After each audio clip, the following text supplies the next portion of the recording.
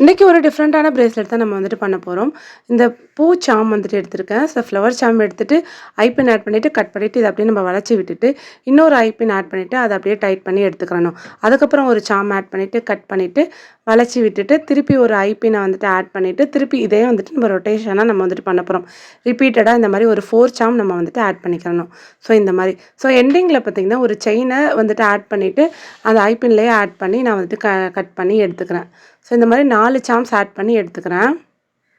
எண்டிங்கில் நம்ம வந்துட்டு நார்மல் ஒரு செயினை வந்துட்டு ஆட் பண்ணியிருக்கேன். ஸோ இந்த கார்னரில் பார்த்தீங்கன்னா 2 ஐப்பின் ஆட் பண்ணி இந்த சைடில் நான் வந்துட்டு கோர்க்க போகிறேன் இந்த மாதிரி. ஸோ கட் பண்ணிவிட்டு அதே மாதிரி வளைச்சி விட்டுட்டு ஒரு ஐப்பின் ஆட் பண்ணிவிட்டு திரும்பவும் ஒரு சாம் ஆட் பண்ணிவிட்டு கட் பண்ணிவிட்டு வளைச்சி விட்டுட்டு ஒரு ஐப்பின் ஆட் பண்ணிவிட்டுன்னு சொல்லிட்டு கண்டினியூவாக இதை நான் வந்துட்டு ரெடி பண்ண போகிறேன். ஸோ இந்த மாதிரி சைட்லேயும் நான் ரெடி பண்ணி முடிச்சுட்டு எண்டிங்கில் பார்த்தீங்கன்னா இந்த செயினை வந்துட்டு ஆட் பண்ணிவிட்டு இதுக்கு நம்ம கனெக்ட் பண்ணுறதுக்கு ஒரு லாப்ஸ்டர் ஹூக்கும் நம்ம வந்துட்டு ஆட் பண்ணிக்கணும்.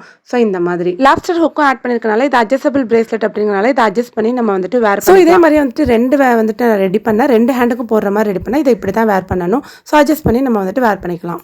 Like, share, comment and subscribe.